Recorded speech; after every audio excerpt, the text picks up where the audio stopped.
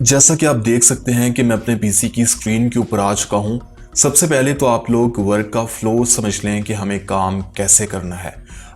कौन कौन से सॉफ्टवेयर्स हैं जिनमें हम काम करेंगे और इन सॉफ्टवेयर्स के लिए पीसी की रिक्वायरमेंट्स क्या हैं, मतलब कि हमारे पास कंप्यूटर या लैपटॉप कौन सा होना चाहिए।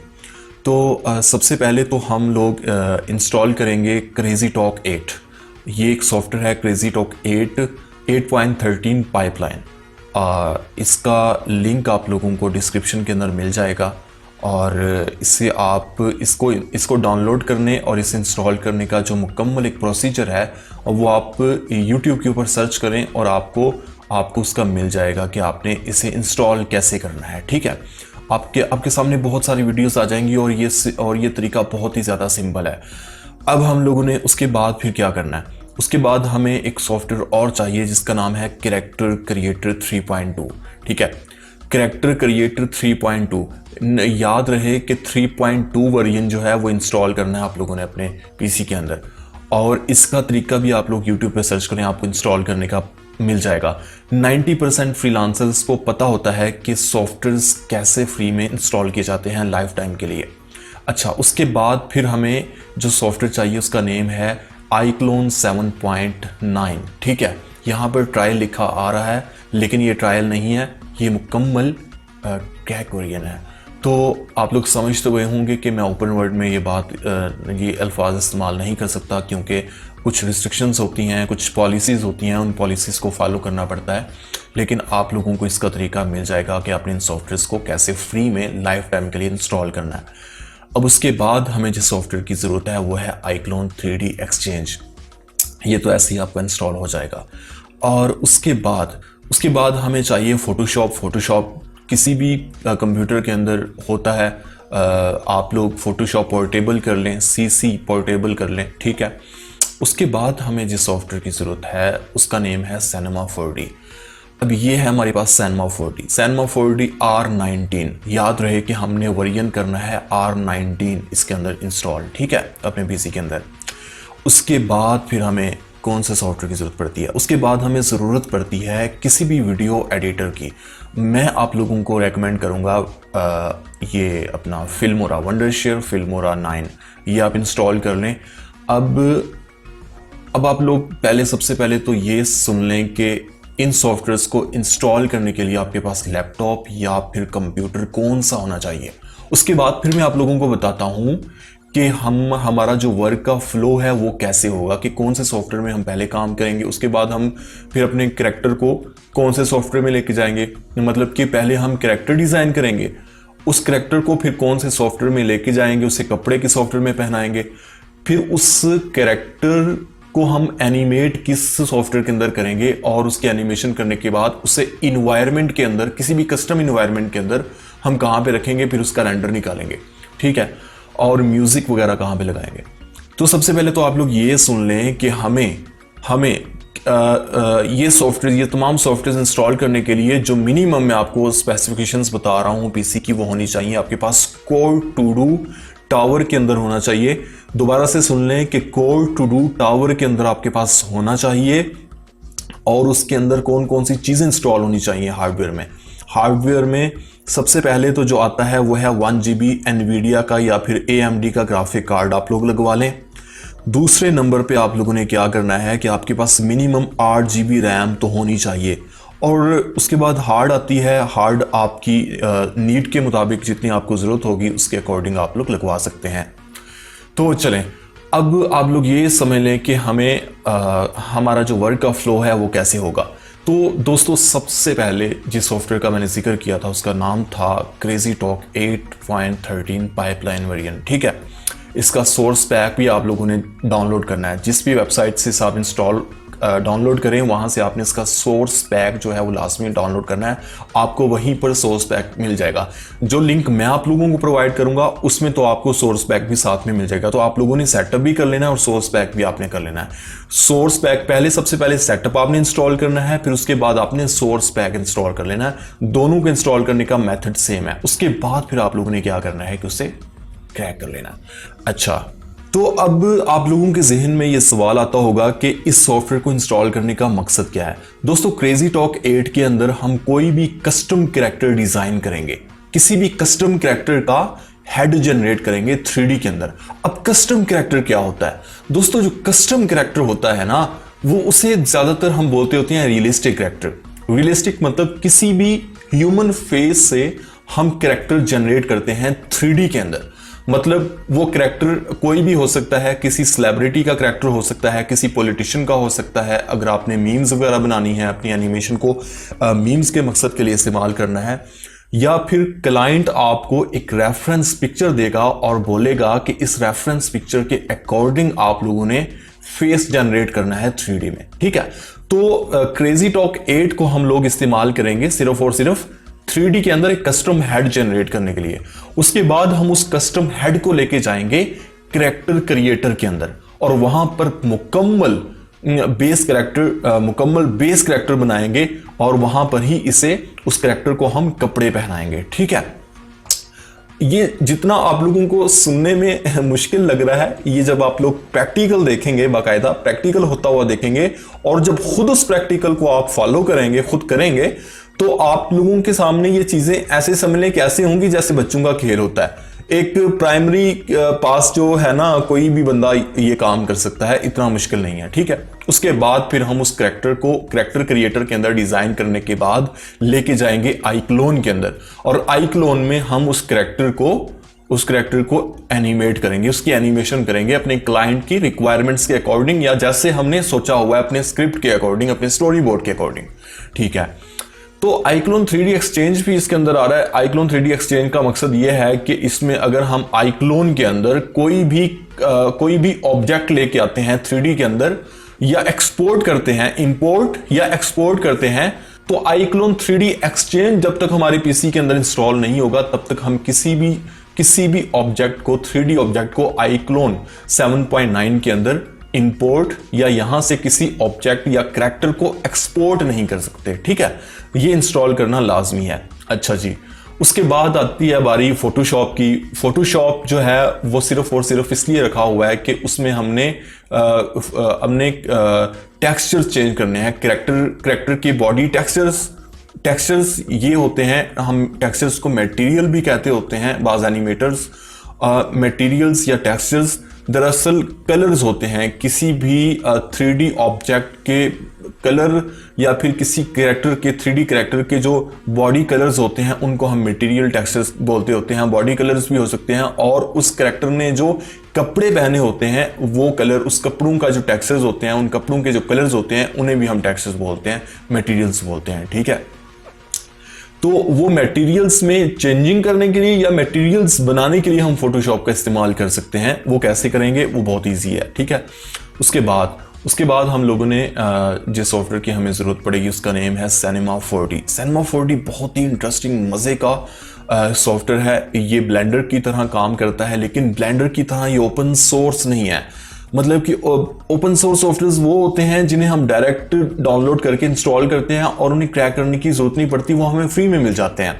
तो Cinema 4D जो है ये ब्लेंडर की तरह ही काम करता है। Cinema 4D में कौन कौन से हम काम कर सकते हैं, हम इसमें कैरेक्टर्स को एनिमेट कर सकते हैं, कैरेक्टर्स डिज़ाइन कर सकते हैं, हम 3D में लोगो एनिमेशन कर सकते हैं, और हम इसके अंदर इवन के 2D एनिमेशन भी कर सकते हैं। और Cinema 4D ज़्यादातर इन्वायरमेंट क्रिएट करने के लिए होता है, इन्वायरमेंट बनाने के लिए, कि आपने अगर कोई भी इन्वायरमेंट बनाना है तो Cinema 4D से ज़्यादा इजी कोई भी सॉफ्टवेयर नहीं है। इसका जो यूज़र इंटरफेस है वो बहुत ही ज़्यादा सिंपल है, और इसमें आपको बहुत ज़बरदस्त किस्म के टूल्स मिल जाते हैं जिनकी मदद से आप कुछ भी बना सकते हैं 3D के अंदर, ठीक है। तो हमारा इस वीडियो के अंदर Cinema 4D का दोस्तों ये काम है कि हमने Cinema 4D के अंदर जो हमने iClone के अंदर जो कैरेक्टर एनिमेट किया था उस कैरेक्टर को एक्सपोर्ट करेंगे एज अ FBX। FBX जो है वो एक समझने के फॉर्मेट है, जैसे हमारी वीडियो के अंदर फॉर्मेट्स होते हैं, AVI फॉर्मेट होता है, MP4 होता है, इसी तरह 3D के अंदर फॉर्मेट होते हैं। 3D के अंदर FBX होता है, OBJ होता है। इसके अलावा जो है वो इसके अलावा 2-3 फॉर्मेट और भी हैं यार, GLTF होता है। इसके अलावा फिर बाकी सॉफ्टवेयर्स के अपने सोर्स फाइल्स आ जाती होती हैं, Cinema 4D की, ब्लेंडर की, इस तरह से मतलब। तो जब आप लोग प्रैक्टिकल करेंगे तो फिर आपको इन सारी चीज़ों की समझ आ जाएगी। एनिमेशन इतनी मुश्किल है नहीं जितनी लोगों ने बनाई हुई है, बहुत ज़बरदस्त, और इसके इंटरेस्टिंग जो हैं वो पहलू हैं, बड़े इंटरेस्टिंग इसका एक प्रोसीजर है एनिमेशन करने का। अगर आप लोगों को सही से कोई मुखलिस तौर पे कोई सिंसियर होकर आपके साथ चलना चाहे, कोई आपको गाइड करना चाहे, कोई आपकी सही से रहनुमाई करे, तो आपके लिए ये चीज़ें बहुत ज़्यादा आसान है। और लगते हाथों में आप लोगों को ये भी एक आप लोगों से रिक्वेस्ट कर लूँ, और रिक्वेस्ट ये है कि यार उन लोगों को लाजमी फॉलो किया करें जो आप लोगों के दिल को अच्छे लगते हैं, जो आपको लगता है कि यार ये हमारे साथ बंदा मुखलिस है और हमें सही से गाइड कर रहा है, हमारी अच्छे से रहनुमाई कर रहा है। ठीक है, बहुत सारे लोग होते हैं जो कि आपको ऐसे फालतू चीज़ें बताते रहेंगे, जो असल पॉइंट की चीज़ों की वो हरगिज़ भी नहीं बताएंगे। लेकिन इंशाल्लाह मेरी यही कोशिश होगी कि मैं आप लोगों को वो चीज़ें बताऊं जो मैंने खुद एक्सपीरियंस की हुई हैं और जिन चीज़ों पे मैं खुद काम कर रहा हूं इस टाइम। ठीक है, तो Cinema 4D के अंदर हम क्या काम करेंगे, हम बात ये कर रहे थे कि Cinema 4D का मकसद क्या है, हमारी इस वीडियो के अंदर Cinema 4D का क्या काम है। तो दोस्तों, iClone के अंदर हम जो कैरेक्टर एनिमेट करेंगे उस कैरेक्टर को हम लेके जाएंगे Cinema 4D के अंदर, और Cinema 4D के अंदर एक कस्टम इन्वायरमेंट बनाएंगे। वो इन्वायरमेंट कुछ भी हो सकता है, वो एक खाली रूम हो सकता है, वो एक लिविंग रूम हो सकता है, वो एक पार्क हो सकता है, वो एक स्ट्रीट हो सकती है, कुछ भी हो सकता है जो कि इन्वायरमेंट में आता है। और प्रॉप्स वगैरह उसके अंदर हो सकती हैं। ठीक है, प्रॉप्स का मतलब कि उसके अंदर गाड़ियां हो सकती हैं, उसके अंदर दरख्त वगैरह हो सकते हैं, इस तरह की चीज़ों को हम प्रॉप्स बोलते होते हैं। ठीक है, उम्मीद है कि आप लोगों को बहुत अच्छे से समझ आ रही होगी। और अगर आप लोगों को समझ ना आ रही हो, कोई इस तरह का मसला फेस करना पड़ रहा हो, तो आप लोग मुझे खुल के बता सकते हैं, और मैं कोशिश करूँगा कि अपना नंबर भी शेयर कर दूँ। आज तक किसी ने भी ऐसा नहीं किया होगा कि कोई अपना कॉन्टैक्ट पर्सनल आपके साथ शेयर करे, ताकि आप लोग डायरेक्ट मेरे पास किसी किस्म की कोई आपको प्रॉब्लम फेस करनी पड़े तो आप लोग उस प्रॉब्लम को मेरे साथ शेयर कर सकते हैं, और मैं टीम व्यूअर पे या किसी भी गूगल मीट पे आके आपके साथ आपकी हेल्प कर दूंगा। ठीक है, तो ये मेरी फेवर आप लोगों को मिल जाएगी। लेकिन इसके लिए यार आपको छोटा सा काम करना पड़ेगा कि चैनल को लाजमी सब्सक्राइब कर दीजिएगा, और इसे दूसरों के लिए भी रेकमेंड कर दीजिएगा, इसे लाजमी शेयर कर दीजिएगा। और जो लोग आपके अहबाब में से, आपकी महफिल में से कोई लोग सीखना चाहते हैं कुछ भी एनिमेशन से रिलेटेड, तो वो मेरे इस चैनल पे विजिट कर सकते हैं, इस चैनल को विजिट कर सकते हैं और मेरी वीडियोस को, मेरी इंस्ट्रक्शंस को फॉलो कर सकते हैं। ठीक है, तो चलें, अब उसके बाद बारी आ जाती है एंड में फिल्मोरा की। ठीक है, फिल्मोरा जो कि मैंने आप लोगों को रेकमेंड किया है। अब फिल्मोरा के अलावा भी बहुत सारे ऑप्शंस हैं आप लोगों के पास। अगर आपके पास कोई भी वीडियो एडिटर है, कोई छोटा मोटा, तो वो भी इस्तेमाल में ला सकते हैं। लेकिन आप लोग पहले ये समझ लें कि फिल्मोरा का काम क्या है या वीडियो एडिटर का काम क्या है। दोस्तों, Cinema 4D में आके हमारी एनिमेशन कंप्लीट हो जाएगी। इवन कि हम यहाँ पर लाइटिंग वगैरह भी लगा के अपनी एनिमेशन को रेंडर निकाल लेंगे, अपनी एनिमेशन का रेंडर निकाल लेंगे। ठीक है, और यहाँ पर हमारा काम जो है वो मुकम्मल हो गया।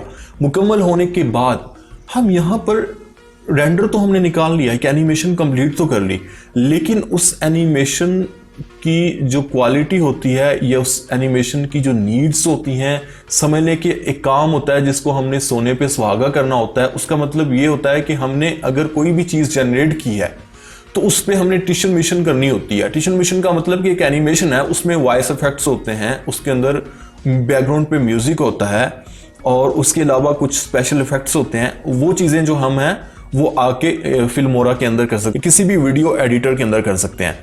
इसके अलावा जो इम्पोर्टेंट काम होता है वो ये होता है कि अगर आप लोगों के पास कोई बहुत ही ज़्यादा हाई क्वालिटी का कोई आपके पास जो है वो हाई स्पेसिफिकेशंस का आपके पास अगर कोई पीसी नहीं पड़ा हुआ, आप लोग वर्क स्टेशन इस्तेमाल नहीं कर रहे बल्कि कोई छोटा मोटा पीसी इस्तेमाल कर रहे हैं और उस पर आप रेंडर निकालना चाह रहे हैं, तो आपको बहुत सारी प्रॉब्लम्स फेस करना पड़ सकती हैं। प्रॉब्लम्स कैसी हो सकती हैं? रेंडर में प्रॉब्लम्स आ सकती हैं, या फाइल आपकी अगर थोड़ी सी हैवी हो गई तो फिर आपका जो सॉफ्टवेयर है वो हैंग करना शुरू हो जाएगा। ठीक है, तो आप लोगों ने इसके लिए क्या करना है, इसके लिए आपने अपनी एनिमेशन को छोटे छोटे पैचेस में बना के फिर रेंडर निकालना है।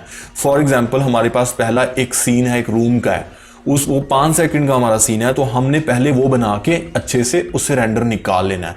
रेंडर निकालने के बाद फिर हमने एक नया सीन बनाना है, उस सीन के अंदर हमने कैरेक्टर को मर्ज करना है और फिर उसके बाद उससे रेंडर निकालना है, उसका रेंडर निकालना है। इस तरह से हम छोटे छोटे पैचेस बना के 5 सेकंड के, 10 सेकंड के, 15 सेकंड के हम उन पैचेस को कंप्लीट करके रेंडर निकाल के फिर उसके बाद उन पैचेस को आके मर्ज कर सकते हैं, मतलब इकट्ठा कर सकते हैं किसी भी वीडियो एडिटर के अंदर। सही है, आप लोगों को समझ आ गई होगी उम्मीद है। तो हमारा ये था वर्क का फ्लो। तो चले अब हम बाकायदा प्रैक्टिस करते हैं, प्रैक्टिकल करते हैं कि हमने काम कैसे करना है। दोस्तों सबसे पहले तो आप लोगों को एक रेफरेंस पिक्चर चाहिए। अब हम कैरेक्टर डिज़ाइन करने लगे हैं, एक 3D रियलिस्टिक कैरेक्टर डिज़ाइन करने लगे हैं। तो इस 3D रियलिस्टिक कैरेक्टर को डिज़ाइन करने के लिए हमें एक रेफरेंस पिक्चर चाहिए। तो हम गूगल पे जाते हैं और यहाँ पर जाके सर्च करते हैं front pose face pic, front pose face pic. अब यहाँ पर हम इमेजेस के ऊपर जाते हैं। इमेजेस के ऊपर जाने के बाद हम टूल्स पे जाते हैं और यहाँ पर हम साइज को करते हैं लार्ज। अब हमारे पास जितनी भी पिक्स आएंगी वो हाई क्वालिटी के अंदर आएंगी। अब यहाँ पर हम लोग कोई ऐसी पिक्चर लेते हैं। ये पिक्चर जो है मुझे काफ़ी अच्छी लग रही है, ये क्वालिटी में भी बहुत अच्छी है और आई थिंक बल्कि इसको रहने देते हैं, कोई और देखते हैं। अब हम करने जा रहे हैं एक मेल कैरेक्टर को डिज़ाइन। मेल और फीमेल दोनों कैरेक्टर्स को डिज़ाइन करने का जो मेथड है वो सेम है, बस थोड़ा सा फ़र्क है, वो आप लोगों को समझ आ जाएगी। लेकिन जो बेस कैरेक्टर डिज़ाइन करना है हमने, जो फेस जनरेट करना है रेफरेंस पिक्चर से, उसका मेथड सेम है मेल और फीमेल दोनों के लिए। और आप लोगों को कोशिश किया कीजिए कि जो भी आप रेफरेंस पिक्चर क्लाइंट से मंगवाएं वो हाई क्वालिटी के अंदर होनी चाहिए और वो उस पिक्चर पे किसी किस्म की एक्सप्रेशंस नहीं होनी चाहिए। जैसे आप लोग ये एक पिक्चर देख रहे हैं, इस पिक्चर के अंदर ये लड़की मुस्कुरा रही है, इसके अंदर एक्सप्रेशंस हैं, मतलब अब ये एक्सप्रेशंस हमें नहीं चाहिए, ठीक है। अब ये एक पिक्चर है, इसके अंदर भी एक्सप्रेशंस हैं, हमें ये भी नहीं चाहिए। अब यहाँ पर एक पिक्चर आएगी और उस पिक्चर के अंदर आप लोग देखेंगे कि आपको एक्सप्रेशंस नहीं मिलेंगे।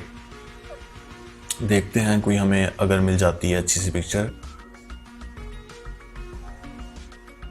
दोस्तों ये देखें, ये एक पिक्चर है, इसके अंदर एक्सप्रेशंस नहीं है, लेकिन ये एक फीमेल कैरेक्टर की है। हमें चाहिए मेल, हमने फिलहाल जो है वो एक मेल कैरेक्टर जनरेट करना है।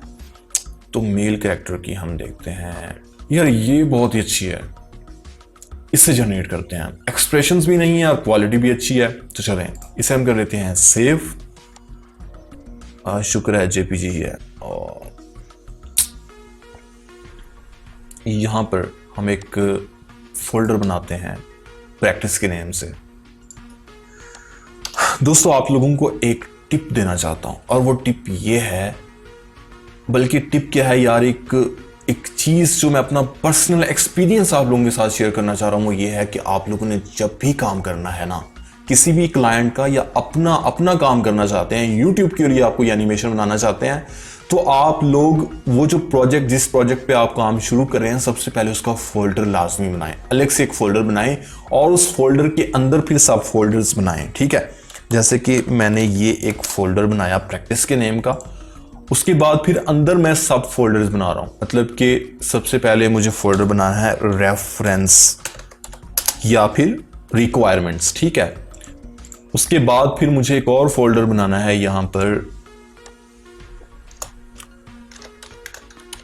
डाउनलोड के नेम से, ठीक है, कि मतलब कोई भी चीज़ मैंने डाउनलोड की है तो मैं यहाँ पर देख सकता हूँ। उसके बाद मुझे एक और फोल्डर बनाना है 3D एसेट्स के नेम से। उसके बाद फिर हमें एक और फोल्डर बनाना है टेक्सचर्स के नेम से। उसके बाद हमें एक और फोल्डर बनाना है और उस फोल्डर का नेम रहेगा रेंडर, ठीक है। अब आगे चल के अगर हम किसी और फोल्डर की ज़रूरत पड़ेगी तो हम वो उस टाइम बना लेंगे। तो सबसे पहले आप लोगों के ख्याल में इस पिक्चर को कहाँ पे रखना चाहिए, रेफरेंस में या फिर डाउनलोड के अंदर? रेफरेंस या डाउनलोड दोनों में रख सकते हैं हम। चलो रेफरेंस में रख लेते हैं इसको। डाउनलोड को हम इस्तेमाल कर लेंगे, फॉर एग्जांपल हमने कोई बैकग्राउंड या टेक्सचर्स डाउनलोड करने हैं, कोई इस तरह की चीज़ डाउनलोड करनी है तो उसे हम रख सकते हैं। और 3D एसेट्स के लिए जो है वो हम इस्तेमाल कर सकते हैं, कहाँ पे बनाया था यार फोल्डर। अब हम जाते हैं क्रेजीट्यूब 8 पे, इसे हम करते हैं ओपन। मैं बहुत माजरत ख्वाह हूँ कि हमारा जो चौकीदार है वो ज़रा सीटियाँ वगैरह मार रहा है, क्योंकि उसने साफ ज़रा की तनख्वाह लेनी है और उसने ये काम तो करना है। तो आपको बैकग्राउंड पे आवाज़ आ रही होगी थोड़ी, तो उसके लिए मैं बहुत माजरत ख्वाह हूँ।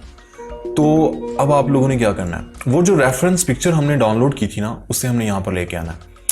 तो ये है जनाबे वाला इस सॉफ्टवेयर का यूज़र इंटरफेस, और यहाँ पर ज़्यादा काम नहीं होगा। इसमें सिर्फ और सिर्फ हमने रेफरेंस पिक्चर की मदद से कैरेक्टर का 3D में फेस जनरेट करना है। तो वो जनरेट करने के लिए क्या करेंगे कि इस वाले, ये जो आपको बंदे का निशान यहाँ पर नज़र आ रहा है ना, इसे हमने क्रिएट करना है, इस पर क्लिक करना है, क्रिएट न्यू एक्टर। ठीक है, उसके बाद हम जाएंगे 3D पे, 2D पे नहीं, हमने जाना 3D पे। ठीक है, 3D।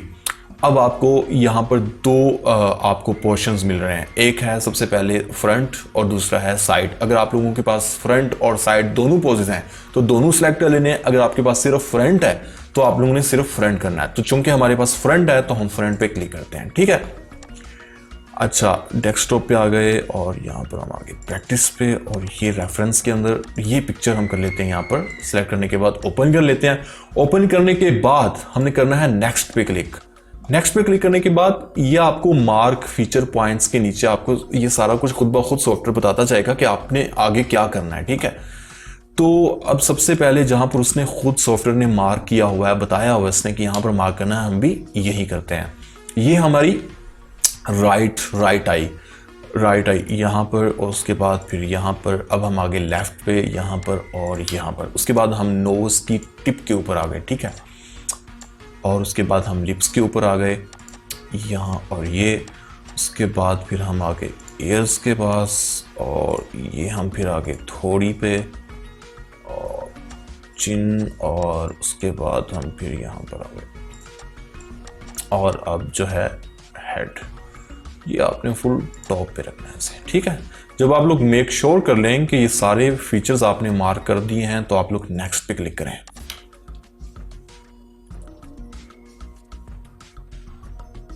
ओके, नेक्स्ट पे क्लिक करने के बाद ये आप देख सकते हैं कि उसने फेस जनरेट कर दिया 3D के अंदर।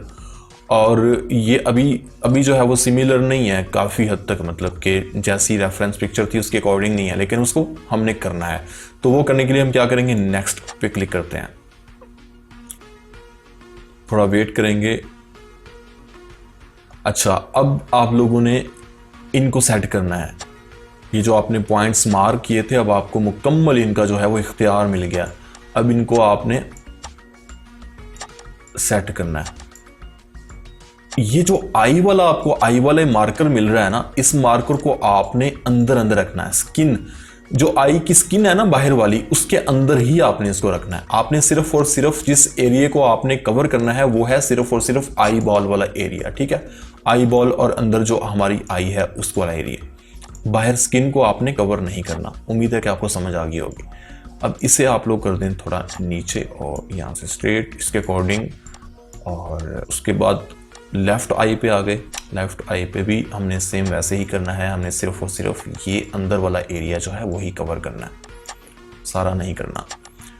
और ये, हाँ, अलबत्ता आप लोग कार्टून कैरेक्टर अगर डिज़ाइन करें तो फिर आप लोगों ने आइज़ का जो एरिया है उसको बड़ा रखना है, क्योंकि कार्टून कैरेक्टर्स की आइज़ जो होती हैं वो बड़ी बड़ी होती हैं। ठीक है,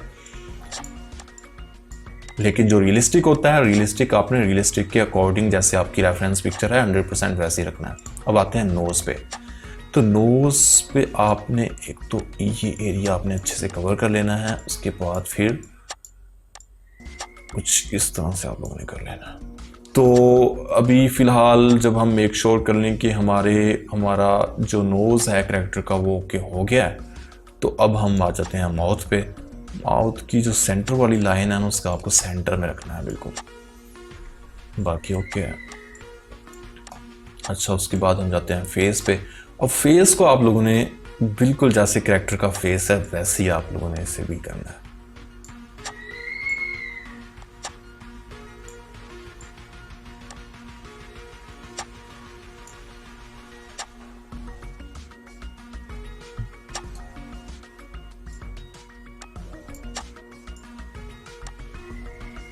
कोशिश करें कि दोनों साइड से बराबर हो। अच्छा, अब इसे करते हैं हम अप्लाई।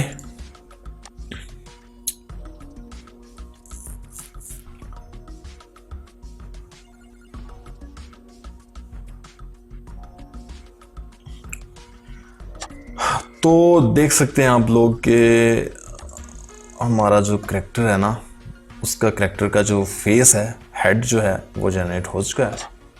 अच्छा, अब इस करैक्टर के हेड को लेके जाना है हमने करैक्टर क्रिएटर के अंदर। जैसा कि मैंने आपको पहले बताया था कि यहाँ पर हमने फेस को तो 3D के अंदर जनरेट कर लिया। अब फेस को 3D के अंदर जनरेट करने के बाद लेके जाएंगे हम करैक्टर क्रिएटर के अंदर। दोस्तों ये बहुत ही सिंपल है। आप लोग पहली बार देख रहे हैं इसलिए आपको मुश्किल लग रहा होगा, लेकिन जब आप प्रैक्टिकल करेंगे, इस पर खुद प्रैक्टिस करेंगे तो बहुत ईजी लगेगा आप लोगों को। तो अब लोगों ने क्या करना है, कि आप लोगों ने इस पर क्लिक करना है, एक्सपोर्ट RL हेड।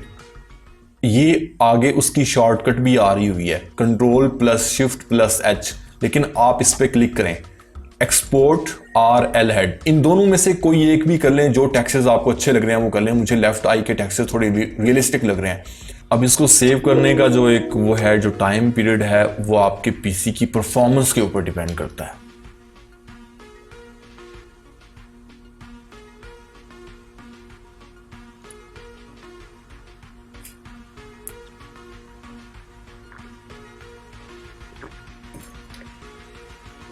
चलें, यहां तक आपका इस सॉफ्टवेयर में काम खत्म हो गया।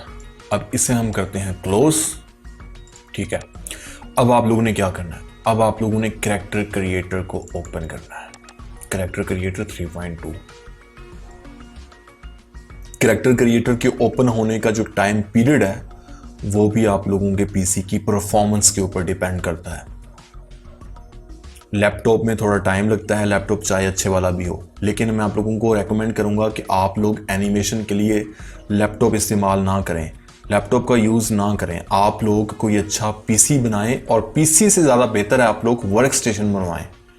आप लोग एनिमेशन के लिए वर्क स्टेशन बनवाएं, क्योंकि एनिमेशन में रेंडर का जो मसला होता है वो वर्क स्टेशन के साथ नहीं होता। ओके, तो ये हमारा करैक्टर क्रिएटर है। इस करैक्टर क्रिएटर के अंदर हमने मुकम्मल एक करैक्टर डिज़ाइन करना है। आप लोगों को बाय डिफ़ॉल्ट हमेशा यही करैक्टर यहाँ पर आपको देखने को मिलेगा, ये गर्ल का करैक्टर। अगर आपका क्लाइंट आपके पास आता है, वो ये कहता है कि यार मेरी एनिमेशन के लिए आप कोई भी गर्ल इस्तेमाल कर लें, ठीक है, तो आप लोग इसी गर्ल को इस्तेमाल कर सकते हैं। ठीक है, और इसमें आप टेक्सचर चेंज कर लें, इसके फेस के अंदर थोड़ी बहुत चेंजिंग्स कर लें। वो चेंजिंग्स कैसे होंगी उसका तरीका भी मैं आप लोगों को बताता हूँ। फिलहाल हमें लेके आना है अपना मेल करैक्टर का, जो हमने हेड जनरेट किया था वो लेके आना है। उस मेल करैक्टर के हेड को, हमारे पास वो करैक्टर का हेड जो है वो एक बेस करैक्टर, उस मेल करैक्टर के हेड को यहाँ पर लेके आने के लिए जनाबे वाला हमें यहाँ पर बेस मेल करैक्टर चाहिए, बेस मेल करैक्टर चाहिए। ठीक है, वो बेस मेल करैक्टर हमारे पास कहाँ पर है? अब मेरे पास कुछ एसिड्स पड़े हुए हैं iClone के, और वो एसिड्स आपको फ्री में मिल जाएंगे वहीं पर जहाँ से आप करैक्टर क्रिएटर को इंस्टॉल करेंगे, जहाँ से आप लोग करैक्टर क्रिएटर को डाउनलोड करेंगे वहीं पर आपको करैक्टर क्रिएटर सोर्स पैक भी मिल जाएगी। चलें, करैक्टर क्रिएटर की जो सोर्स पैक है, जो सोर्स फाइल है, वो भी मैं आप लोगों को अलग से दे देता हूँ। ठीक है, या फिर मैं आप लोगों को ये वाला करैक्टर अपलोड करके इसका लिंक आप लोगों को प्रोवाइड कर देता हूँ। ठीक है, अभी जो मैं करने लगा हूँ यहाँ पर, तो मेरे पास ये यहाँ पर पड़ा हुआ है CC1 बेस करैक्टर। ठीक है, मेल भी है और फीमेल भी है इसके अंदर, तो बेस मेल हमें चाहिए। मैं ये पूरा फोल्डर ही अपलोड करके उसका लिंक आप लोगों को दे देता हूँ, डिस्क्रिप्शन के अंदर आपको इसका लिंक मिल जाएगा। ठीक है, आपने इससे करना है ड्रैग एंड ड्रॉप यहाँ पर। अब जैसे ड्रैग एंड ड्रॉप किया तो उसके बाद यहाँ पर इसने हमसे पूछा सॉफ्टवेयर ने, लोड अवतार और रिप्लेस कॉस्ट्यूम ओनली। तो हम यहाँ पर अगर हमने सिर्फ और सिर्फ कॉस्ट्यूम रिप्लेस करना होगा तो कॉस्ट्यूम पे करेंगे, अगर हमने लोड अवतार, मुकम्मल अवतार ही हमने जो है वो लोड करना है तो वो हम इस पे करेंगे। हमने कर दिया क्लिक लोड अवतार के ऊपर। अब यहाँ पर हमारे पास मुकम्मल मेल करैक्टर आ चुका है। ठीक है, अब दोस्तों आप लोगों ने क्या करना है, अब आप लोगों ने ये करने के बाद सबसे पहले जाना है फाइल के ऊपर। फाइल के ऊपर जाने के बाद सेव प्रोजेक्ट एज पे जाना है और आपने जो डेस्कटॉप के ऊपर फोल्डर बनाया था प्रैक्टिस के नेम का, और यहाँ पर हमने एक फोल्डर बनाना है सेव के नेम से, सेव। और यहाँ पर हम बनाते हैं एक सब फोल्डर कैरेक्टर क्रिएटर के नेम से CC3, ठीक है। CC3 का मतलब कैरेक्टर क्रिएटर 3, और यहाँ पर इसे हम कर देते हैं सेव। याद रहे कि ये जो कैरेक्टर हम यहाँ पर लेके आए हैं बेस कैरेक्टर, ये है CC1 बेस कैरेक्टर, ठीक है। ये CC1 बेस कैरेक्टर है, जबकि हमारे पास जो हमारा सॉफ्टवेयर है ये वाला, इस सॉफ्टवेयर का वर्जन है CC3, ठीक है। तो अभी जो आपको बाय डिफॉल्ट लड़की का कैरेक्टर यहां पर देखने को मिला था, वो लड़की का कैरेक्टर CC3 बेस कैरेक्टर था, और ये है CC1 बेस कैरेक्टर। अपने दिमाग को यहां पर ज्यादा थकावट देने की, थकाने की जरूरत बिल्कुल भी नहीं है। मैं सिर्फ और सिर्फ आप लोगों को इसलिए बता रहा हूं कि हमने जो RL हेड जनरेट किया था, हमने जो RL हेड एक्सपोर्ट किया था क्रेजी टॉक 8 से, अभी कैरेक्टर क्रिएटर वाले स्टेप से पहले हमने क्रेजी टॉक 8 के ऊपर काम किया था, और क्रेजी टॉक 8 के ऊपर हमने RL हेड जो है वो रेफरेंस पिक्चर की मदद से RL हेड एक्सपोर्ट किया था जनरेट करने के बाद। उस RL हेड को यहां पर लेके आने के लिए हमें CC1 बेस कैरेक्टर चाहिए, चाहे वो मेल हो चाहे वो फीमेल हो। मेरे पास दोनों पड़े हुए हैं जैसे कि आप लोगों ने देखा है फोल्डर के अंदर, ठीक है। अगर आपका कैरेक्टर फीमेल है तो आप लोगों ने उस फीमेल कैरेक्टर को ड्रैग एंड ड्रॉप करना है यहां पर। उसके बाद फिर RL हेड जो कि हमने क्रेजी टॉक 8 से जनरेट किया था उसे यहां पर लाके आप लोगों ने रिप्लेस कर देना है, उसको प्लेस कर देना है, ड्रैग एंड ड्रॉप कर देना है। जैसा कि अभी आप लोगों को मैं यहां पर करके दिखाता हूं, ये बहुत ही ज्यादा सिंपल है। RL हेड डिफॉल्ट के नेम से सेव किया था, इसे हम करते हैं ड्रैग एंड ड्रॉप इस कैरेक्टर के ऊपर, ये CC1 बेस कैरेक्टर के ऊपर, और ये हमने यहां पर कोई चेंजिंग नहीं करनी, ओके कर देंगे।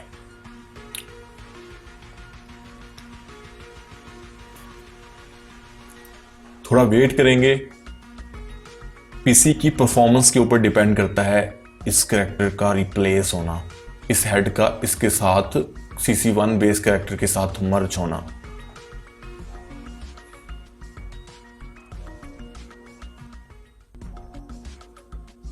देखें ये कैरेक्टर हमारे पास आ गया जो हमने जनरेट किया था यहां पर। अब थोड़ा मसला ये है कि इस कैरेक्टर का जो हेड है ना वो बड़ा अजीब सा लग रहा है, तो इसकी सेटिंग यहां पर करनी है हमने। सेटिंग कैसे करेंगे, आपको यहां पर ये टूल मिल जाएगा वर्ल्ड मूव का, इसको बोलते हैं वर्ल्ड मूव। तो इस टूल की मदद से आप क्या कर सकते हैं, आगे पीछे कर सकते हैं, अपने कैरेक्टर को ऊपर नीचे करके देख सकते हैं। और साथ ही आपको मिल जाएगा जूम का, इसको क्लिक करने के बाद आप अपने लेफ्ट माउस के लेफ्ट बटन को प्रेस करके माउस को ऊपर की तरफ हरकत देंगे तो ये जूम हो जाएगा, और नीचे की तरफ हरकत देंगे तो ये जूम आउट हो जाएगा, ठीक है। कैसे, माउस के पहले आपने इन दोनों में से किसी भी को भी सिलेक्ट कर लेना है। यहां पर एक और भी है यार, रोटेट का है, ये है, ये रोटेट का है, ठीक है।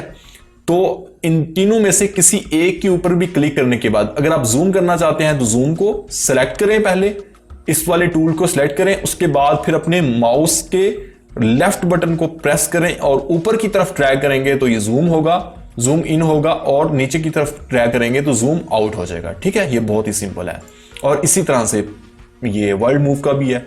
वर्ल्ड मूव को भी सिलेक्ट करने के बाद माउस के लेफ्ट बटन को प्रेस करें और उसके बाद जहां पर आप इसको करना चाहते हैं जैसे कर सकते हैं, ठीक है।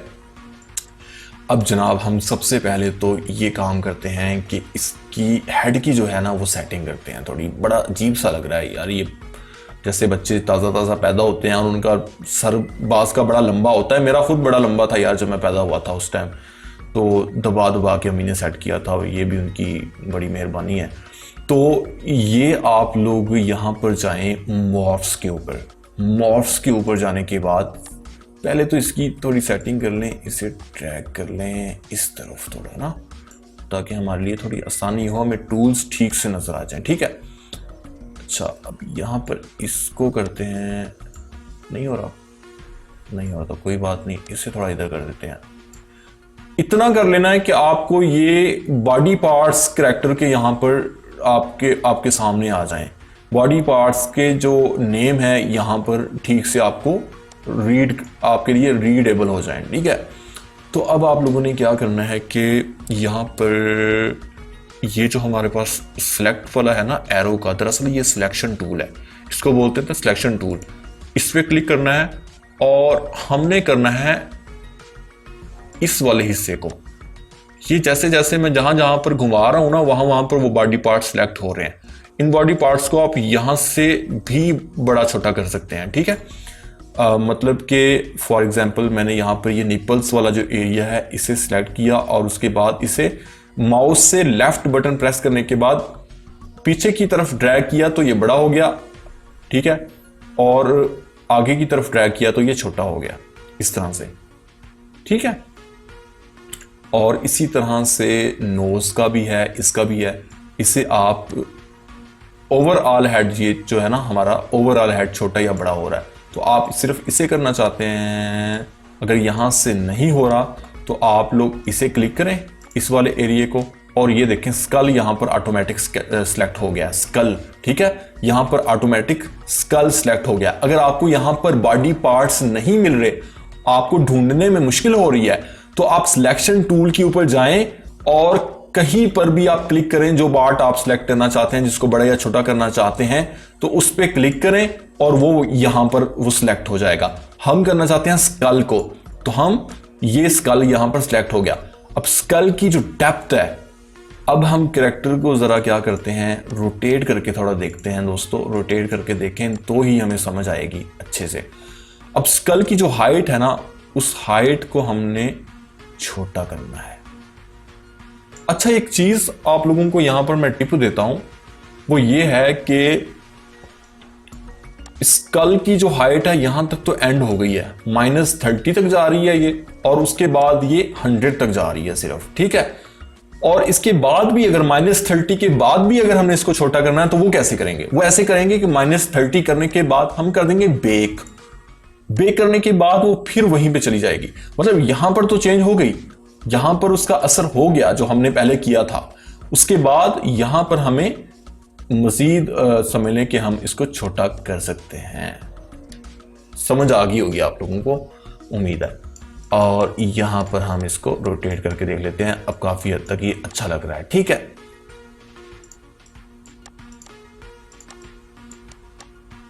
अब हम लोग करते हैं जरा इसके फेस की सेटिंग। फेस की सेटिंग, इसका जो नोज है ना बड़ा अजीब सा लग रहा है तन्नी का, और नोज की जो डेप्थ है ना इससे थोड़ा सा बढ़ाते हैं। नोज का जो बम्प है, बम्प ये वाला एरिया होता है, ठीक है, उससे हम थोड़ा छोटा करते हैं। नोज का जो ब्रिज है, ब्रिज ये वाला ऊपर वाला एरिया होता है, ये जो ब्रिज है, ब्रिज को थोड़ा सा बड़ा करते हैं। अब नोज की जो विड्थ है ना, इससे थोड़ा सा ज्यादा करते हैं। अब देख रहे हैं ये फेस के अकॉर्डिंग काफी हद तक सेट हो चुका है इसका जो नोज है। अब बाकी अगर सेटिंग भी करनी है तो वो भी आप लोग कर सकते हैं। आपको यहाँ पर ये मॉफ्स के अंदर ही आपको सारे मिल जाएंगे बॉडी पार्ट्स को सेलेक्ट करें और यहाँ पर बड़ा या छोटा करें अपने कैरेक्टर की नीड के अकॉर्डिंग, ठीक है। अब क्या करते हैं, अब इसकी आईज के जो टेक्सचर्स है ना यार, वो बड़े अजीब से लग रहे हैं, मतलब कि रियलिस्टिक नहीं लग रहे। तो हमने क्या करना है, हम यहाँ पर हमारे पास टेक्सचर्स भी बड़े हुए हैं, तो हम जाते हैं अपने एसेट्स के अंदर और उसी फोल्डर के अंदर जाते हैं कैरेक्टर क्रिएटर के अंदर। ये दरअसल मैंने पूरी सोर्स फाइल डाउनलोड की थी, ये पूरा सोर्स पैक है, देख रहे हैं, रियलियन कैरेक्टर क्रिएटर 3.2 सोर्स पैक। तो आप लोगों को ये भी मिल जाएगा, रिसोर्स पैक भी आप लोगों को फ्री में मिल जाएगा। इसका लिंक भी आपको दे देता हूं। अच्छा, अब यहां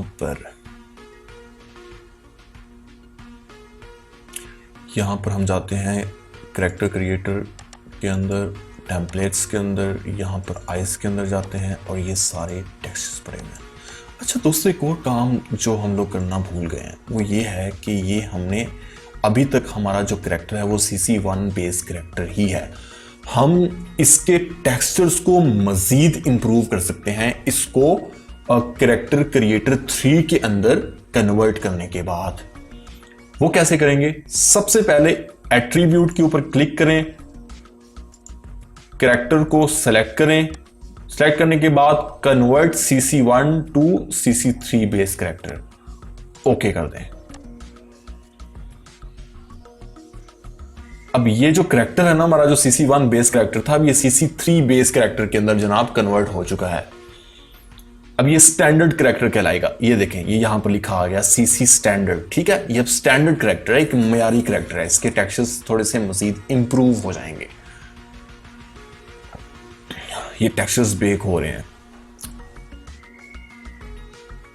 मैं वीडियो को कहीं से भी कट नहीं कर रहा, मतलब कि ये जो टाइम आपके सामने चल रहा है वही टाइम है, इससे ज्यादा टाइम नहीं लग रहा। आप लोगों ने कहीं से भी वीडियो को स्किप नहीं करना। अगर आप लोगों ने कहीं से एक छोटा सा पार्ट भी स्किप किया ना, तो सारे का सारा काम गड़बड़ हो सकता है। मैं सिर्फ और सिर्फ अपने मकसद के लिए नहीं बोल रहा कि जैसे यूट्यूबर्स कहते होते हैं यार वीडियो को मुकम्मल देखें, तो कहीं से स्किप मत कीजिएगा।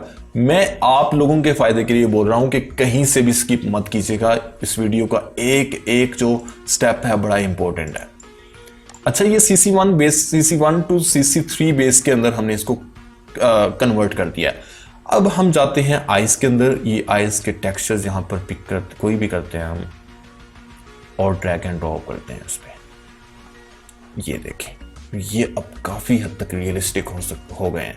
लेकिन मसला ये आ रहा है कि ये जो आई बॉल है, इस वाली आई की, ये जो हमारे पास ये राइट आई है, इसका आई बॉल जो है थोड़ा बड़ा है, तो इससे हम छोटा करते हैं। दोबारा मॉव्स के ऊपर जाते हैं। मॉव्स के ऊपर जाने के बाद हम जाते हैं आइज के ऊपर।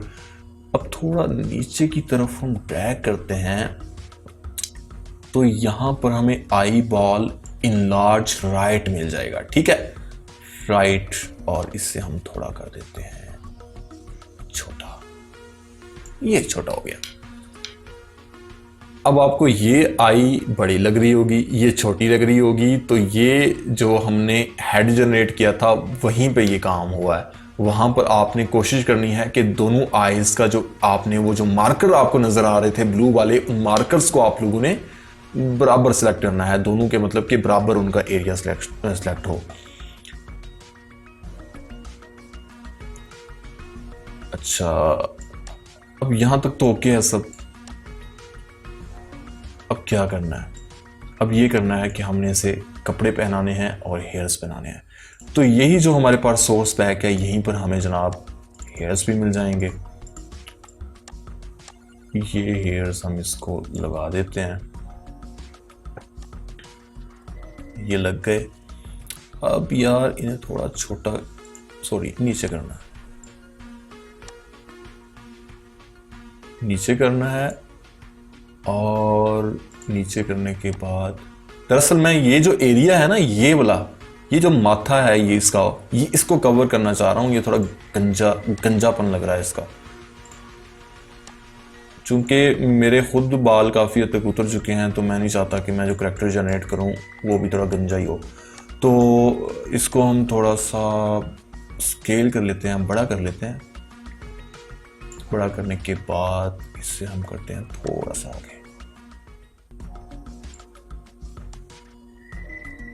आगे और फिर थोड़ा नीचे। और यहां से इसकी साइडें थोड़ी वो हो रही हैं, खाली हो रही हैं, तो इनको इधर से हम स्केल कर देते हैं, ठीक है। यार ये बहुत ही सिंपल इंटरेस्टिंग है। तो आप लोग एनिमेशन सीखें अच्छे से और पैसे कमाएं बस। एनिमेशन के यार समझने के बहुत ही आपको ना बहुत अच्छा रिस्पॉन्स मिलता है फाइवर के ऊपर। बड़े अच्छे आपको ऑर्डर मिल जाते हैं, ठीक है। ये काफ़ी हद तक सेट हो चुका है। अब हम लोग क्या करते हैं कि इससे कपड़े पहनाते हैं। कपड़े भी हमारे पास पड़े हुए हैं। क्लॉथ पे गए, स्कर्ट्स नहीं, हम जाते हैं शर्ट्स पे। पंक शर्ट, ये हम इस पे ड्रैग एंड ड्रॉप कर देते हैं। मतलब कि कैरेक्टर को जनरेट करने के बाद फिर ड्रैग एंड ड्रॉप का ही काम है। इसी तरह से एनिमेशन भी है, iClone के अंदर एनिमेशन के प्रीसेट्स भी हैं। अब हम जाते हैं पैंट्स पे, हम जीन सेलेक्ट करते हैं और इसे करते हैं ड्रैग एंड ड्रॉप। ये हो गया।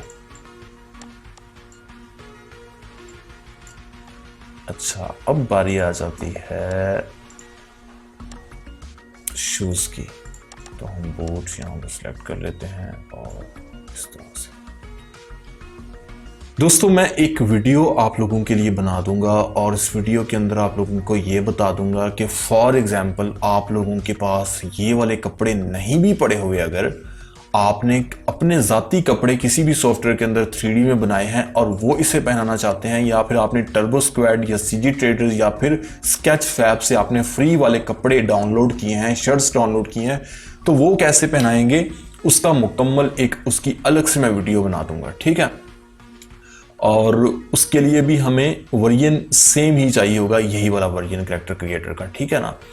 और ये दरअसल पाइपलाइन वर्जन है। पाइपलाइन वर्जन का मतलब इसमें हम चीज़ों को एक्सपोर्ट कर सकते हैं दूसरे सॉफ्टवेयर्स के लिए, और इसमें हम मॉर्फ्स को जो है वो कर सकते हैं, मर्ज कर सकते हैं कैरेक्टर की बॉडी के साथ।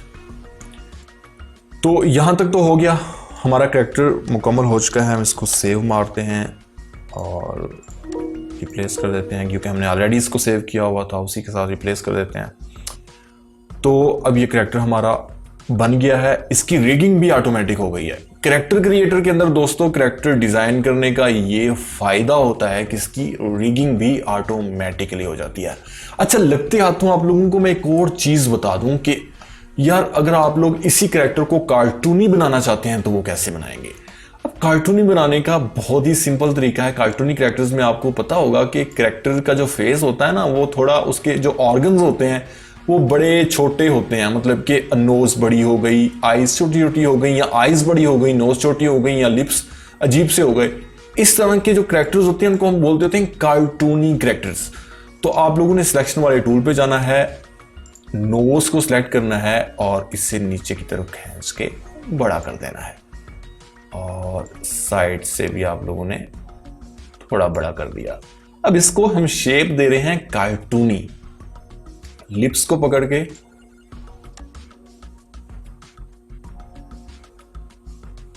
थोड़ा छोटा कर दिया। अच्छा जी, अब आईज पे जाते हैं। आईज और यहां पर जो है ना आई साइज, इसे हम करते हैं बड़ा, क्योंकि जो कार्टूनी कैरेक्टर्स होते हैं उनकी आईज बड़ी बड़ी होती हैं। और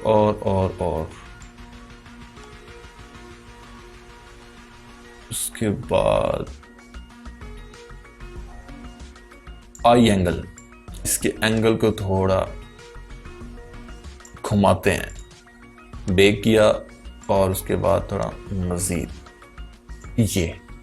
ये आपको थोड़ा कार्टूनी कैरेक्टर लगने लग गया यार। ये कार्टूनी कैरेक्टर लगने लग गया बिल्कुल। इसी तरह से आप मजीद मेहनत करके अपने कैरेक्टर को मजीद कार्टूनी बना सकते हैं। अब ये कार्टूनी कैरेक्टर हो गया, मतलब रियलिस्टिक नहीं है। रियलिस्टिक मतलब जैसे ह्यूमन फेस होता है बिल्कुल वैसे ही उसके ऑर्गन्स होने चाहिए, वैसे उसका फेस का जो है मुकम्मल एक स्ट्रक्चर है वो वैसे ही होना चाहिए। लेकिन जो कार्टूनी कैरेक्टर होता है वो इस तरह के कैरेक्टर्स होते हैं। समझ तो आप लोगों को आ ही गई होगी। अब हम लोग क्या करते हैं कि इस कैरेक्टर को एक बार फिर से सेव मारते हैं। सेव करने के बाद हम लोग ना अब जो स्टेप करने लगा हूं जरा ध्यान से देखिएगा। फाइल पे जाना है।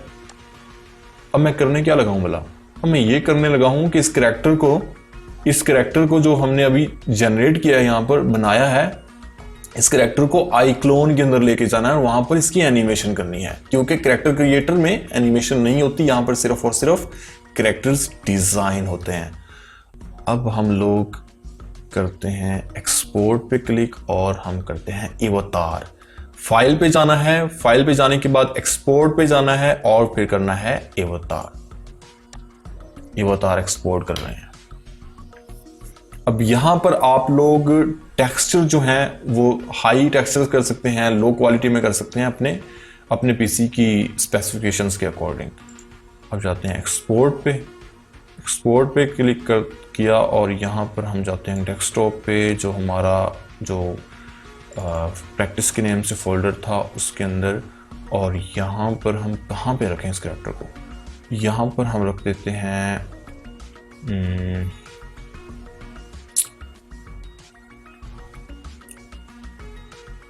चलें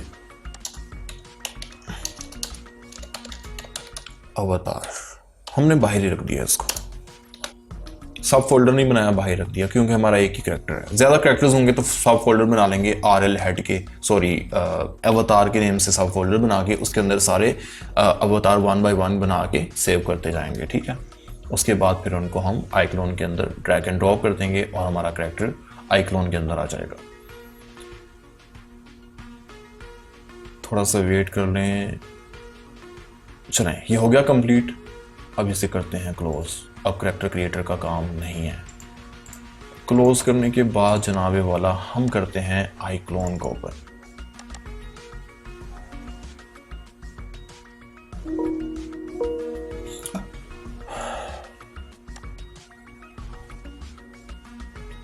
लें जी, हमारा आईक्लोन ओपन हो चुका है यहाँ पर।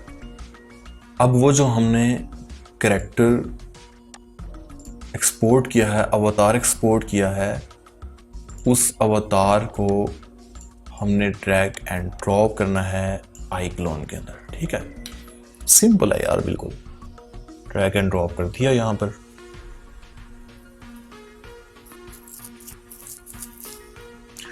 अब देखें वो जो कैरेक्टर हमने बनाया था वो कैरेक्टर यहाँ पर आ चुका है, आईक्लोन के अंदर वो कैरेक्टर आ चुका है। दोस्तों आईक्लोन के अंदर हम यहाँ पर इन्वायरमेंट भी लेके आ सकते हैं उसका इशू नहीं है, लेकिन चूंकि आईक्लोन के अंदर हमें बिल्ड इन कुछ चीज़ें मिल जाती हैं जो कि जैसा कि एनिमेशन के प्रीसेट्स होते हैं और कुछ कपड़े वगैरह, ये वो चीज़ें हमारे आईक्लोन के अंदर ही मिल जाती हैं, इसलिए आईक्लोन थोड़ा हैवी है। तो यहाँ पर हमें एनिमेशन करने में थोड़ा मसला हो सकता है, मतलब कि इन्वायरमेंट को अगर लेके आते हैं तो फाइल मजीद हैवी हो जाएगी और फिर एनिमेशन में मसला होगा। तो इसलिए अभी हम क्या करेंगे, यहाँ पर कैरेक्टर को हम सिर्फ और सिर्फ एनिमेट करेंगे। तो फॉर एग्जांपल हमारा कैरेक्टर यहाँ पर, ये देखें, यहाँ पर हम जाएंगे और हम जाते हैं मोशन पपेट के ऊपर, ठीक है। अब दो तरह से एनिमेशन होगी, एक तो जो एनिमेशन का ऑलरेडी प्रीसेट बना हुआ है उसी प्रीसेट को अप्लाई कर देंगे और एनिमेट करने लग जाएगा। दूसरे नंबर पे अगर हमारे क्लाइंट की रिक्वायरमेंट्स कुछ ऐसी हैं कि हमें इन प्रीसेट्स में से वो एनिमेशन क्लाइंट की रिक्वायरमेंट्स के अकॉर्डिंग एनिमेशन नहीं मिलती, तो हम लोग क्या करेंगे कि हम अपनी कस्टम तरीके से एनिमेशन करेंगे। वो कस्टम तरीके से एनिमेशन कैसे होगी, वो एडिट मोशन लेयर पे जाएं। एडिट मोशन लेयर के ऊपर जाने के बाद आप लोग बॉडी पार्ट्स को सिलेक्ट करें। या आपने बॉडी पार्ट सेलेक्ट कर लिया, हमने बॉडी पार्ट को सिलेक्ट कर लिया। सिलेक्ट करने के बाद आप लोगों ने क्या करना है कि आप लोगों ने यहाँ पर टाइमलाइन को देखना है। अब जो भी बॉडी पार्ट हमने सेलेक्ट किया है उसको मूव करना है, अगर एनिमेट करना है तो हमने उस टाइमलाइन के हिसाब से करना है, ठीक है, टाइमलाइन के अकॉर्डिंग करना है। अब यहाँ पर हम चाहते हैं कि हमारा जो कैरेक्टर का हाथ है ना, ये वाला, ये नीचे आए, इसकी जो मुकम्मल आर्म है वो नीचे आए। तो अगर हम चाहते हैं कि थोड़ा स्लो आए तो हम यहाँ पर टाइमलाइन को बढ़ा देंगे, ज़्यादा कर देंगे। अगर हम चाहते हैं कि थोड़ा फास्ट आए तो हम टाइमलाइन को थोड़ा शॉर्ट रखेंगे, ठीक है। तो ये टाइमलाइन अगर 0 पे होगी तो 0 पे होने के बाद अगर हम इस कैरेक्टर के इस बॉडी पार्ट को ऊपर नीचे करेंगे तो फिर ये एनिमेशन में बिल्कुल भी नहीं आएगी। हाँ, अगर टाइमलाइन को हम यहां पर आगे करके उसके बाद फिर हम इसको एनिमेट करेंगे, इसको हरकत देंगे, तो वो फिर उसको एनिमेशन में आ जाएगी। ये देखिए जरा,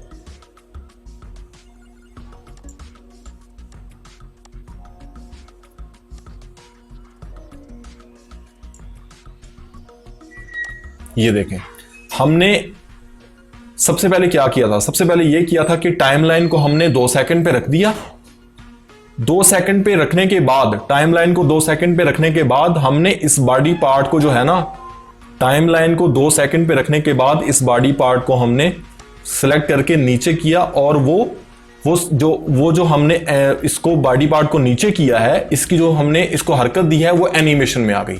अब देखें, इसको हम प्ले करते हैं तो वो देखें ये नीचे आ गया। तो जितनी भी चीजों को आपने यहां पर एनिमेट करना है iClone के अंदर इस टाइमलाइन के हिसाब से करना है, ठीक है। यहां पर टाइमलाइन का बड़ा चक्कर होता है, तो अगर आपको मेरे ख्याल में कोई मुश्किल हो सकती है तो सिर्फ और सिर्फ इस टाइमलाइन के हिसाब से कस्टम एनिमेशन में हो सकती है। अब आ जाते हैं हम लोग प्रीसेट की तरफ। अब इस एनिमेशन को हम करते हैं remove object animation. Right click करके अगर किसी भी ऑब्जेक्ट की ऑलरेडी हुई पड़ी एनिमेशन को रिमूव करना है तो राइट क्लिक करके रिमूव ऑब्जेक्ट एनिमेशन पे क्लिक कर देंगे। अब देखें, अब आ जाते हैं हम एक रैंडम एनिमेशन की तरफ जो कि ऑलरेडी प्रीसेट बना हुआ है और उसकी तरफ आ जाते हैं।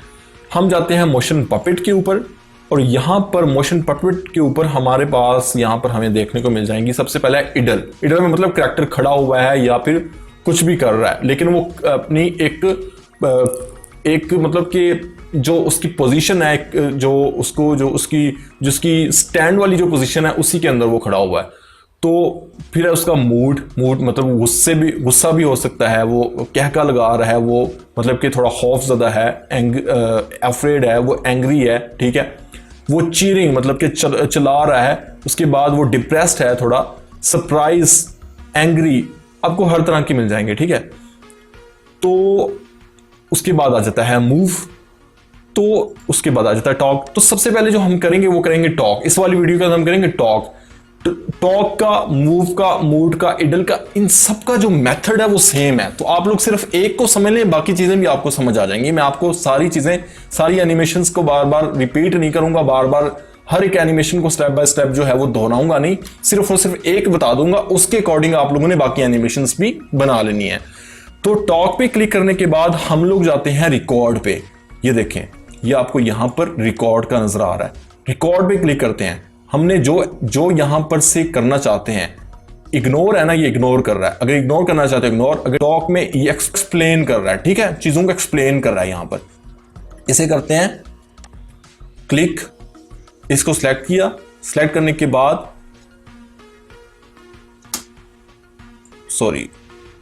टाइमलाइन को 0 पे करते हैं। टाइमलाइन को 0 पे करने के बाद इसे करते हैं एक्सप्लेन वाले पे क्लिक और उसके बाद करते हैं रिकॉर्ड पे। रिकॉर्ड पे करने के बाद हम स्पेस, कीबोर्ड के ऊपर जो हमारा स्पेस वाला बटन है उसे प्रेस कर देते हैं। प्रेस करने के बाद हम जितनी इसकी एनिमेशन करना चाहते हैं वो उतनी कर लेते हैं।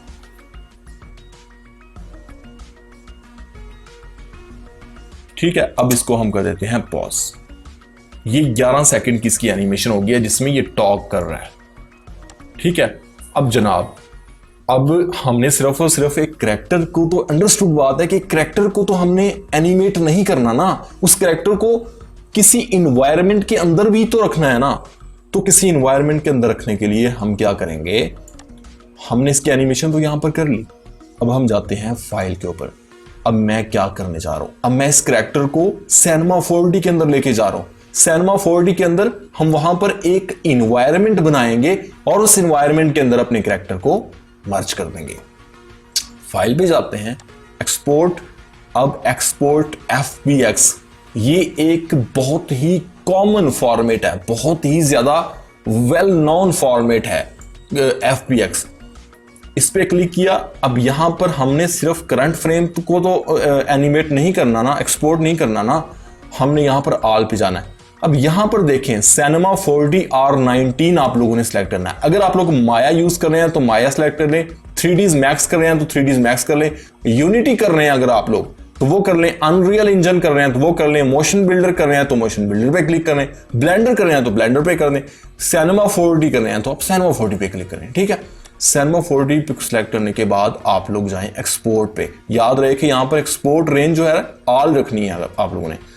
तो रेंज यहां पर आप कस्टम भी इनपुट कर सकते हैं। अगर आप लोगों ने 1 फ्रेम से लेकर 200 फ्रेम तक रखनी है तो 200 फ्रेम तक भी रख सकते हैं।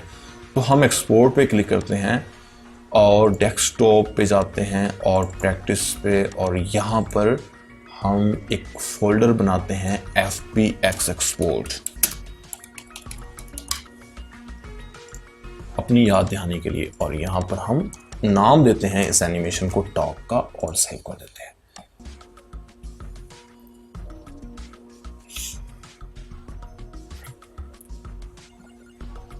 अब इसे हम कर देते हैं क्लोज। iClone का काम यहां पर खत्म हो गया। अब हम ओपन करते हैं Cinema 4D। देखें, आपको समझ तो आ रही होगी ना कि जैसे मैंने आपको बताया था वैसे ही वर्क का फ्लो जो है वो बन रहा है। इसे हम करते हैं क्लोज। अब ये है Cinema 4D का यूजर इंटरफेस और ये है वर्क स्पेस जहां पर हमारी आउटपुट नजर आएगी।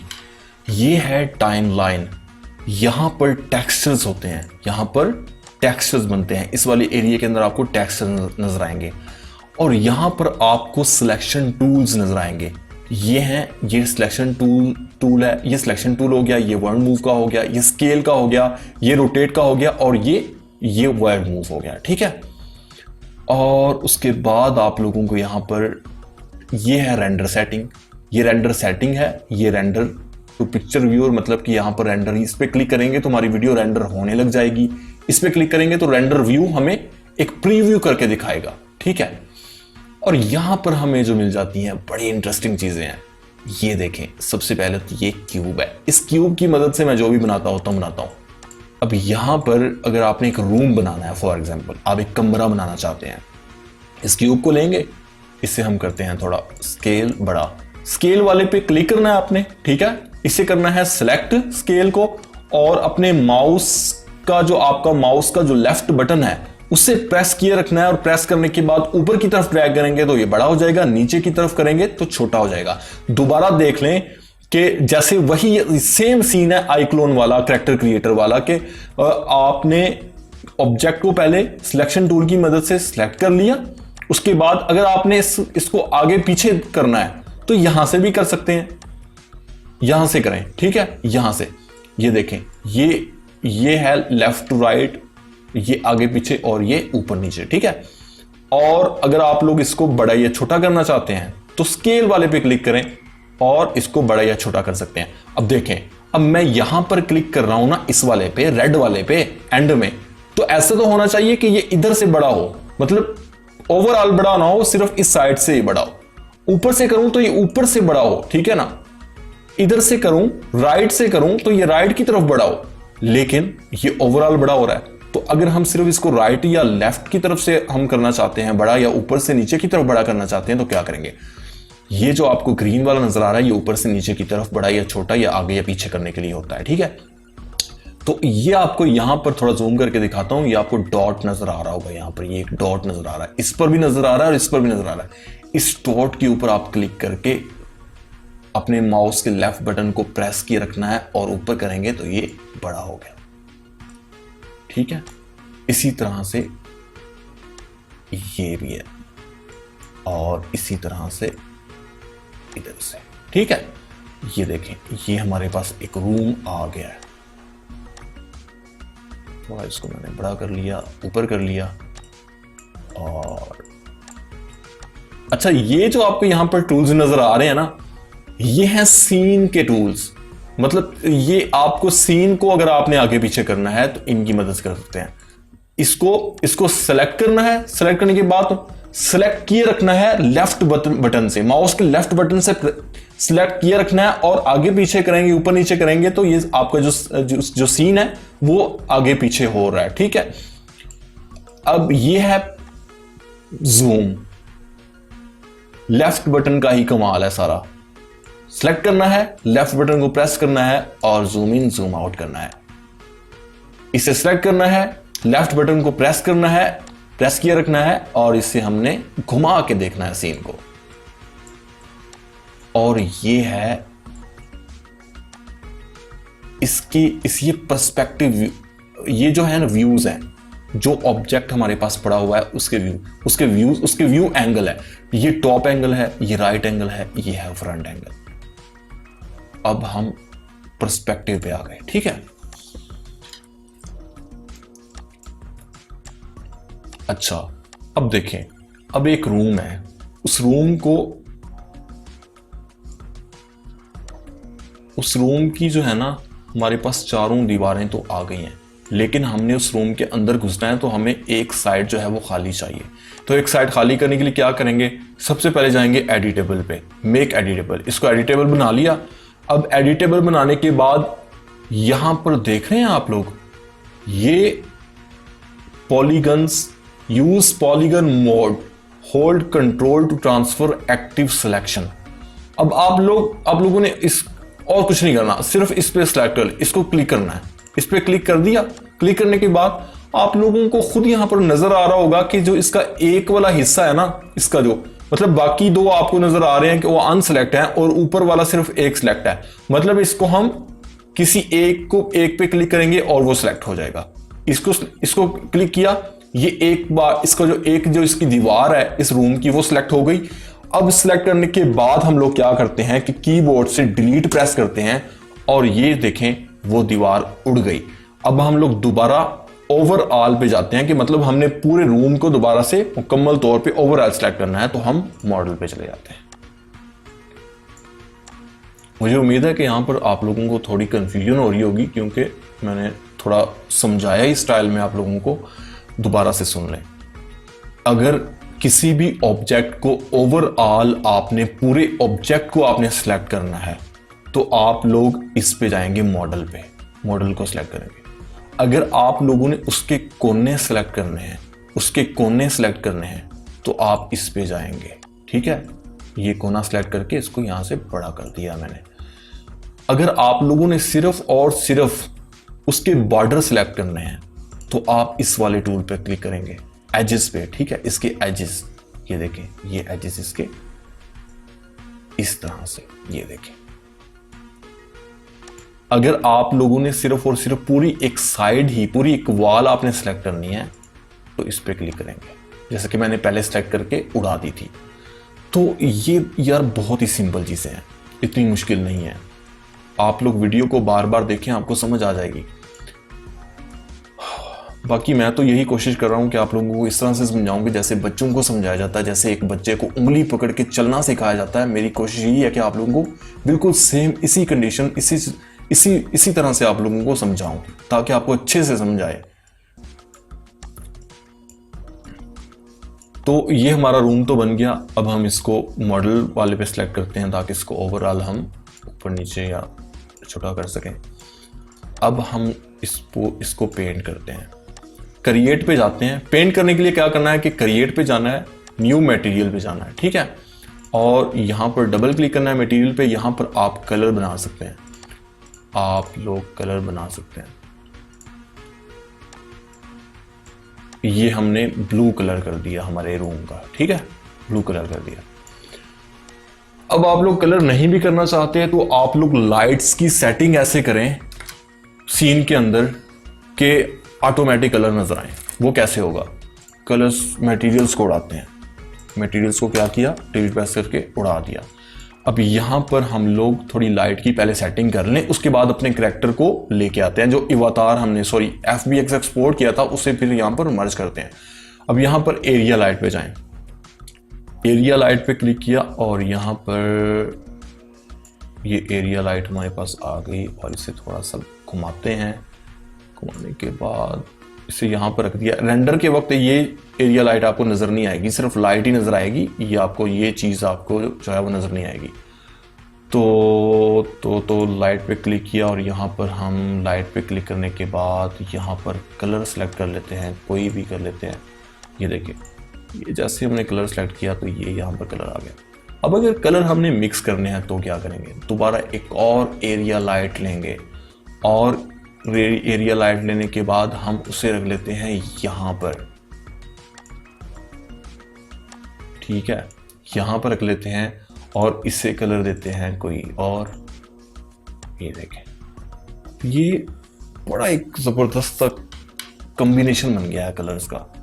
अब यहां पर हम अपने कैरेक्टर को जब मर्ज करेंगे तो बहुत ही जबरदस्त किस्म की डबल लाइट इफेक्ट जो होता है ना, वो हमारे कैरेक्टर के फेस के ऊपर शो होगा। तो किसी भी सीन के अंदर जो नाइट लाइट्स बनती होती हैं वो भी इसी मेथड के साथ बनती होती हैं। तो अब हमने जो FBX में एक कैरेक्टर को आईक्लोन के अंदर एक्सपोर्ट किया था, आईक्लोन से एक्सपोर्ट किया था Cinema 4D में लेके आने के लिए, उसे हम यहाँ पर मर्ज करते हैं। तो फाइल पे जाना है, फाइल पे जाने के बाद मर्ज पे जाना है।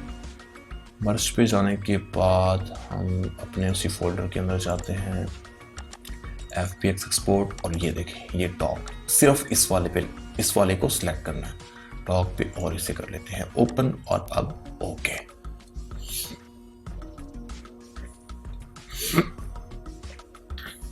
थोड़ा सा वेट करेंगे, ये 1 से 2 मिनट लेगा।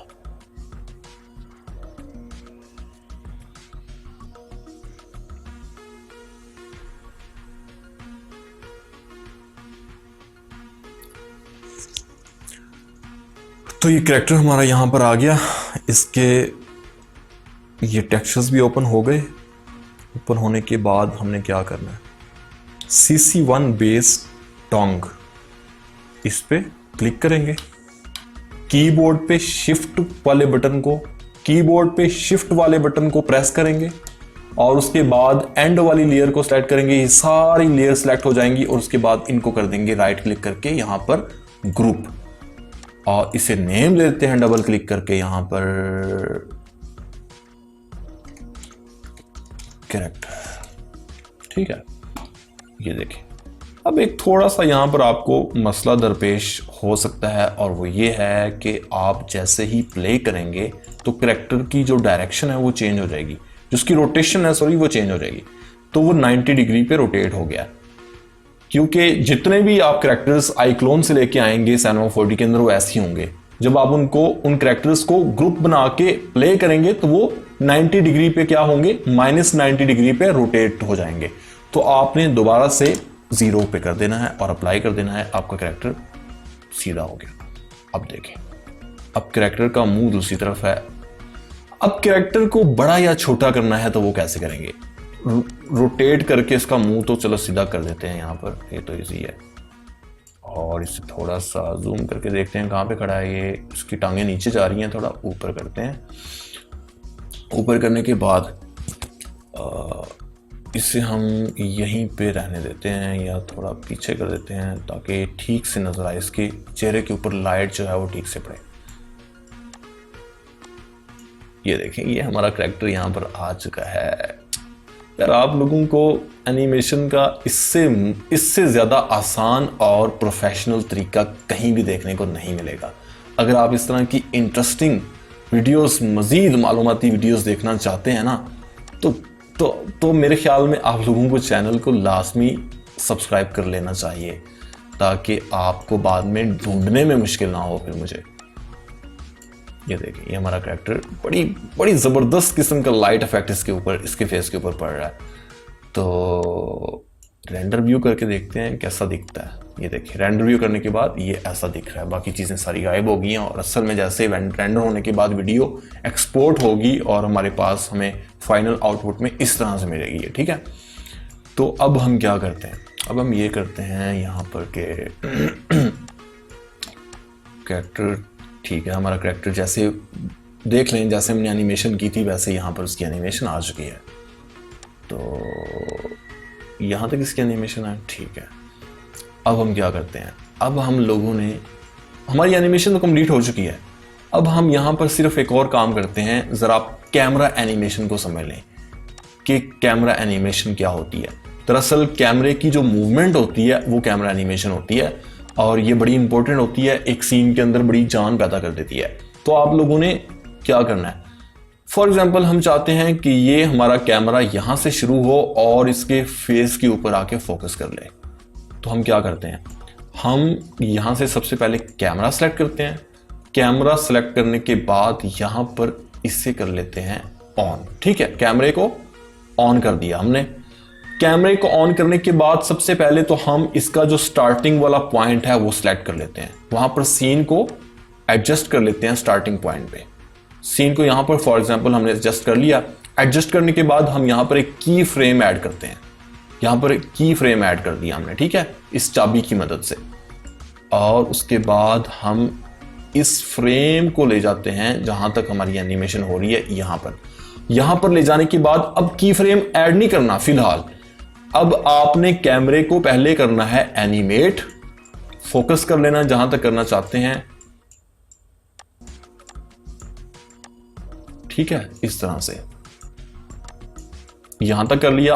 अब आप लोगों ने की फ्रेम ऐड कर देना है। इस चीज को बड़ी समझने की जरूरत है।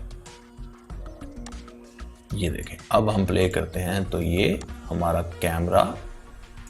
कैमरे की एनिमेशन हो रही है।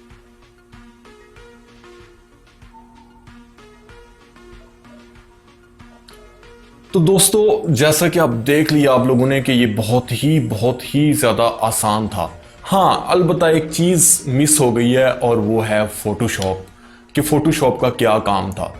वो इतना ज़्यादा काम फोटोशॉप का इसके अंदर अभी था नहीं, क्योंकि हमें टेक्सचर्स को एक्सपोर्ट करने की ज़रूरत बिल्कुल भी नहीं पड़ी। अलबत्ता अगर हम लोग करना चाहते हैं कि टेक्सचर्स के अंदर चेंजिंग करना चाहते हैं तो हम लोग क्या करेंगे कि iClone के अंदर हम टेक्सचर्स को एक्सपोर्ट कर लेंगे। वो बहुत ही सिंपल है।